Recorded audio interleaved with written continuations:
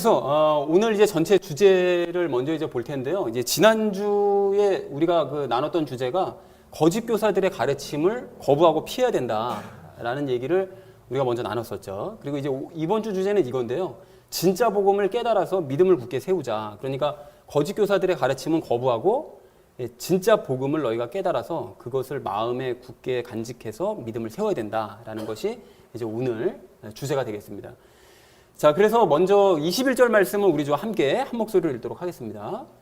내 동역자 디모데와 내 친족들인 루기오와 야손과 소시바더가 너희에게 문안하느니라 라고 말씀하십니다. 근데 여기 먼저 우리가 21절서부터 23절까지 말씀을 이렇게 보시면 아까 명단이 쭉 있었잖아요. 근데 과거에도 우리가 로마서 16장을 처음 시작할 때도 긴 명단이 있었는데 여기도 또 명단이 또 등장한다는 것이죠. 그럼 이 명단이 도대체 뭐냐? 그러니까 과거의 1절서부터 16절까지 명단은 그 로마 성도들의 신앙을 위해서 바울이 그 로마에 거주하는 그 그리스도인들, 신뢰할 만한 그리스도인들, 그 추천 그리스도인들 명단을 적어 놓은 것이 1절서부터 16절까지의 명단이었다면 여기 21절서부터 23절까지 명단은 바울과 지금 함께 지금 있거나 로마서를 쓰는 바로 그 자리에 함께 있거나 아니면 가까이 지내는 사람들의 명단입니다. 그리고 그 사람들이 로마의 성도들에게 안부 인사를 하는 그 내용이라는 것이죠. 그래서 21절서부터 23절까지 명단은 그런 성격을 가지고 있다는 사실을 좀 확인하시면 좋을 것 같습니다. 자, 그리고 여기 디모데가 나오는데 여러분 디모데는 많이 들어보셨죠? 성경에도 디모데서가 있으니까요. 디모데는 바울의 동역자이자 바울이 아들과 같이 생각했던 후계자였습니다. 그래서 바울이 자기의 뒤를 이어서 사람들을 잘 가르칠 사람으로 디모데를 지정을 하고 그를 굉장히 사랑했었죠. 그리고 여기 친족들이라고 나오는데 먼저 번처럼 친족들이라는 것은 그 친척을 얘기하는 것이 아니고 뭐였었죠? 같은 유대인을 의미하는 것이라고 그랬었죠. 그래서 유대인 동역자들이 있었는데 루기오와 야손과 소시바더라는 사람이 있었대요. 그래서 가까이서 동역하는 사람들에 대해서 얘기하고 있습니다. 그래서 21절 말씀을 이렇게 정리할 수가 있겠는데요. 내 동역자 디모데와 유대인 동료 루기오와 야손과 소시바더가 너희에게 문안한다. 그러니까 로마 성도들에게 문안한다라고 얘기를 하고 있습니다. 이어진 22절 말씀 우리 함께 읽도록 하겠습니다. 이 서신을 기록한 나 더디오도 주 안에서 너희에게 문안하노라 라고 되어 있는데 이 말씀을 보시면서 약간 좀 의아하실 수도 있을 거예요. 아니 이 서신을 기록한 건 바울 아닌가? 라고 생각할 수 있는데 왜 더디오가 기록했다고 되어 있지? 라고 생각하실 수가 있는데요. 근데 이게 왜 그런 건가 하면 그 서신을 기록했다라는 것은 이게 로마서가 바울이 불러주면 그 내용을 불러주면 그 더디오라는 사람이 이제 기록하는 그런 형식으로 이 서신서가 작성이 됐던 거죠. 그 당시에는 이런 것이 이제 일반적이었습니다. 그러니까 글을 쓸 때 그 본인 당사자가 이렇게 글을 쓰기보다는 불러주면 그걸 전문적으로 이제 받아 쓰는 사람들이 또 있었던 거죠. 그래서 이렇게 작성하는 경우가 많았고 마지막 인사와 사인만 본인이 친필로 이제 사인하고 마지막 글만 적는 이런 경우가 이제 일반적이었습니다. 근데 이제 문제가 무엇이었는가 하면 이제 이런 것들이 일반적이다 보니까 사도가 아닌 사람들이 사도인 척 하면서 사도의 편지를 쓰는 경우가 가끔 있었어요. 그래서 이런 것이 좀 문제가 돼서 초대교회에서 진짜 이게 바울이 쓴 편지냐 아니냐 이런 것을 이제 잘 구별을 해가지고 만들어 놓은 것이 성경에 들어간 내용들입니다. 나머지 것들은 전부 다 이건 가짜 같다라고 이제 확인된 것들은 이제 전부 다 버리고요. 그렇게 했던 것이었죠. 그래서 어쨌든 바울은 이 서신서를 기록해준 그 더디오에게도 로마의 성도들과 인사하게 했어요. 그러니까 이게 바울의 그 인간성을 볼 수 있는 것이 무엇인가 하면 그 더디오라는 사람은 심부름꾼이잖아요. 그러니까 이 사람의 이름이 드러나지 않아도 그만인데 성경에 굳이 이름이 들어갈 수 있도록 배려를 해준 거죠. 그래서 이렇게 수고를 했으니까 그러니까 로마 성도들에게 인사를 해라라는 그런 명목으로 이름을 기록해준 참 귀한 일을 했던 것 같습니다. 자, 그래서 이 22절 말씀을 전체 의미를 이렇게 정리할 수가 있겠는데요. 로마서를 받아 적은 나 더디오도 예수님과 함께 로마의 성도들에게 문안한다라는 것이 22절의 내용이었습니다. 자, 이어진 23절을 우리 함께 읽겠습니다. 나와 온 교회를 접대하는 자 가이오가 너희에게 문안하고 도시의 재무관 에라스도와 또 형제 구아도가 너희에게 문안하느니라 라고 되어 있습니다. 근데 여러분 여기 온 교회라고 되어 있는 걸 보셨을 때 그러면 저 사람은 어떤 사람이길래 모든 교회를 다 접대하냐 이렇게 생각할 수가 있는데 여기서 얘기하는 온 교회는 모든 교회는 아니고요. 그 바울이 지금 현재 거하고 있는 곳입니다. 그러니까 바울이 지금 고린도 지역에서 로마서를 쓰고 있었거든요. 그러니까 우리가 과거 사도행전을 1장서부터 쭉 나눠오면서 20장까지 갔는데 그 20장에서 그러니까 그 전에는 물론 이제 1차 전도여행, 2차 전도여행 갈 때 다른 서신서를 살펴봤었죠. 그리고 20장에 들어서 이 로마서를 고린도 지역에서 자기가 썼다고 석 달 동안 머물러 있다고 기록이 되어져 있거든요. 고린도 지역에서. 그러니까 그 석 달 동안 머물러 있는 동안 로마서를 썼던 것입니다. 그러니까 바울이 여기서 지금 얘기하는 교회는 고린도 지역에 있는 교회들을 얘기하는 것입니다. 그래서 고린도 지역에 있는 교회들을 가이오라는 사람이 이제 식사 대접을 하고 있었다는 거죠.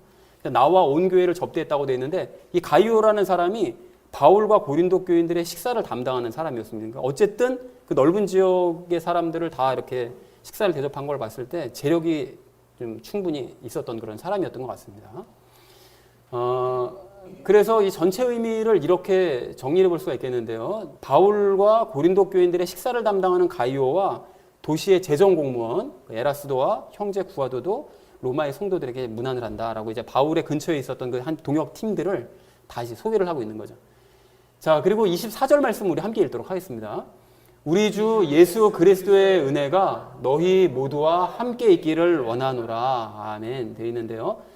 근데 여러분 이게 눈치채셨겠지만 그 지난 20절 말씀에서 이 인사를 똑같이 했었어요. 바울이 로마의 성도들에게. 근데 인사를 한번 했는데 똑같은 인사를 똑같은 형식으로 또 반복을 하더라는 것이죠. 왜 이렇게 두 번이나 이걸 반복을 했냐. 이것에 대해서는 제가 잠시 후에 그 마지막에 이제 말씀을 드리도록 그렇게 하겠습니다.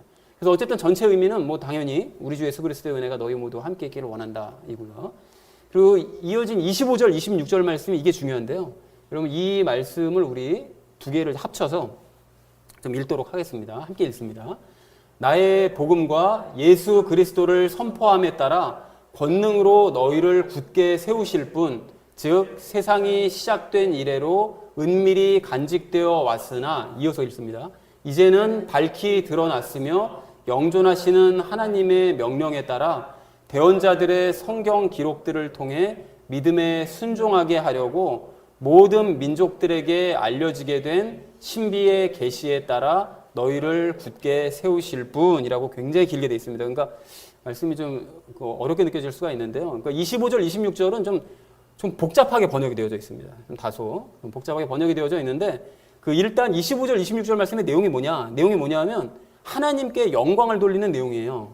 그러니까 영광을 돌리는. 그런데 영광을 돌리되 영광 받으실 하나님께서 어떤 일들을 하셨는지 또 앞으로 어떤 일을 하실 것인지 그것을 아주 길게 설명하면서 수식한 것이 이제 25절, 26절의 내용이라는 것이죠. 그래서 이것을 좀 제가 정리를 해봤는데요. 그 정리하기 전에 이게 바울이 로마서를 마무리 지으면서 그 마지막으로 강조하는 점이 바로 이 부분이거든요. 25절, 26절. 그러니까 이게 가장 중요한 포인트라고도 볼 수 있습니다. 그래서 시험에서 나올 만한 게 항상 마지막에 이제 강조하는 부분이 시험에 꼭 나오잖아요. 그러니까 이 부분이 25절, 26절이 모든 로마서를 정리하면서 마지막 한 문장으로 정리한 것이 바로 이 부분이다고 할 수 있을 정도로 굉장히 중요한 내용이 되겠습니다. 자, 그래서 이것을 이제 세 가지로 제가 정리를 해봤는데요. 그 수식한 내용을 하시는 일을 세 가지로 정리해봤는데 그 첫 번째는 이겁니다. 나의 복음과 예수 그리스도를 선포함. 그러니까 즉 바울이 전한 그 복음. 이제까지 바울이 복음 전해왔으니까요. 그 바울이 전한 복음과 바울이 예수님에 대해서 그동안 선포해왔던 그 내용. 그 내용을 가지고 로마 성도들을 세우시는 일을 하나님께서 하신다는 거예요. 첫 번째로. 그리고 두 번째는 이건데요. 세상이 시작된 이래로 은밀히 간직되어 왔으나 그 뒷부분에 이제 26절이랑 연결이 되는데 세상이 시작된 이후로 비밀로 간직되어 왔는데 그런데 이제는 예수님으로 말미암아 분명하게 드러난 그 비밀, 그 신비의 계시로 로마의 성도들을 하나님께서는 세워주신다는 거예요. 믿음을 세워주신다는 거예요. 그러니까 첫 번째는 아까 전에 바울이 전한 복음으로 세워주시고 두 번째는 이 비밀로 간직되어 왔지만 이제는 밝히 드러난 그 신비의 계시를 가지고 로마의 성도들의 믿음을 세워주신다라고 이제 얘기를 합니다. 그리고 마지막 세 번째는 뭐냐면 이 영존하시는 하나님의 명령, 즉 하나님의 명령으로 로마의 성도들을 세워주신다는 거예요. 그러면 무슨 명령이냐? 무슨 명령이냐면 이 명령이 앞에서 말한 신비의 계시랑 관련이 되어져 있는데 하나님께서는 그 비밀이었던 신비의 계시, 그 신비의 계시가 무엇인지 아직 잘 모르지만 그 비밀이었던 그 신비의 계시를 대언자들에게 성경으로 기록하게 하시라고 명령을 하셨다는 거예요. 그러니까 성경 말씀을 잘 보면 그 성경 안에 하나님께서 그 계시를 기록하라고 하셨던 그 명령이 기록이 되어져 있다라는 것이죠. 그러니까 그 내용을 가지고 그 그러니까 요 위에 있죠. 대언자들의 성경 기록을 통해서. 그리고 모든 민족들에게 그 비밀을 알려주셨고 믿을 기회를 주셨다는 거예요. 바로 이 얘기죠. 믿음에 순종하게 하려고 모든 민족들에게 알려지게 하셨다는 거예요. 그러니까 그 숨겨진 그 계시, 그 비밀을 성경에 기록하게 하시고 그것을 모든 민족들에게 다 보여주셔서 그들이 그것을 깨닫고 믿음에 믿게 하려고, 믿게 하시고 알게 하시려고 이 모든 일들을 명령하셨다라는 것이죠. 그래서 로마의 성도들도 그렇게 앞으로 그렇게 하실 것이다. 그렇게 성경 기록을 통해서 보고 그들도 깨닫고 믿음에 굳건히 서게 하시는 일을 하신다. 이 세 가지를 하셨다라는 것입니다. 자, 그래서 이 세 가지를 이제 간단하게 정리를 하자면 이렇게 정리를 할 수가 있는데 바울이 전한 복음은 곧 태초부터 감추어졌던 계시 그리고 그것은 곧 하나님의 명령에 따라 성경에 기록된 내용이라는 거예요. 그러니까 바울은 결국 이게 무슨 얘기입니까? 성경에 기록된 내용을 전했다는 얘기고 그 내용은 결국 태초부터 감추어졌던 계시인데 그것이 이제 밝히 드러난 계시 그것을 바울이 이제 선포를 하고 전했다. 그 성경에 보면 기록이 되어져 있는 내용이다. 라고 정리를 해볼 수가 있겠습니다. 자, 그래서 이것들을 이제 깨닫게 하셔서 이제 믿음을 굳게 세우시는 일을 하신다. 라는 것이 25절, 26절 말씀의 내용이라는 것이죠. 여러분 이해가 되셨죠? 자, 그래서 이 세 개 중에 하나의 이제 실체를 알면 그럼 신비의 계시가 뭐냐, 아니면 바울이 전한 복음이 뭐냐, 이거를 이제 알게 되면 바울이 전했던 복음이 뭔지, 그 다음에 태초로부터 감추었던 계시가 뭔지, 그리고 계시와 관련된 성경의 기록이 도대체 뭔지 이 모든 것들을 한 가지만 알면 나머지 것들은 다 자동으로 다 풀려서 이제 해석이 될 수 있다라는 사실을 알 수 있다라는 것이죠. 자, 그래서 이미 사실은 건데 이 모든 내용들을 로마서에서 우리가 다 나눴습니다. 그동안 나눠 왔었는데 이것을 이제 한꺼번에 정리해서 잠시 이제 생각해보는 시간을 갖도록 하겠습니다. 자, 그래서 25절, 26절 말씀을 전체 의미를 이렇게 정리할 수가 있겠는데요. 내가 전한 복음과 선포한 예수님으로, 그리고 태초로부터 감춰졌지만 이제는 드러난 계시로, 그리고 성경에 기록하게 하신 하나님의 그 명령으로 모든 민족들을 믿게 하시고 너희를 굳게 세우실 분이라는 것으로 이제 이 말씀을 정리를 해볼 수가 있겠습니다. 자, 그리고 마지막 27절 말씀을 우리가 좀 함께 읽도록 하겠습니다. 함께 읽습니다. 곧 홀로 지혜로우신 하나님께 예수 그리스도를 통해 영광이 영원토록 있기를 원하노라. 아멘. 이라고 얘기하고 있습니다. 이거 뭐 별로 어렵지 않으니까 이제 전체 의미를 이렇게 정리할 수 있겠는데요. 그렇게 홀로 지혜로우신 하나님께, 그러니까 앞에서 그 세 가지 일을 그 지혜롭게 일을 하시는 그 하나님께 예수님을 통해 영원히 영광이 있으시기를, 영광을 받으시기를 소망한다라는 것이 마지막 절의 내용이 되겠습니다. 자, 그래서 오늘 본문 말씀을 이렇게 총정리를 할 수가 있겠는데요. 디모데, 루기오, 야손, 소시바더가 너희에게 문안한다. 그리고 로마서를 기록한 더디오도 너희에게 문안한다. 그리고 가이오, 에라스도, 구이도도 너희에게 문안한다. 그래서 예수님의 은혜가 너희와 함께하기를 원한다라는 것이 24절까지의 내용이고요.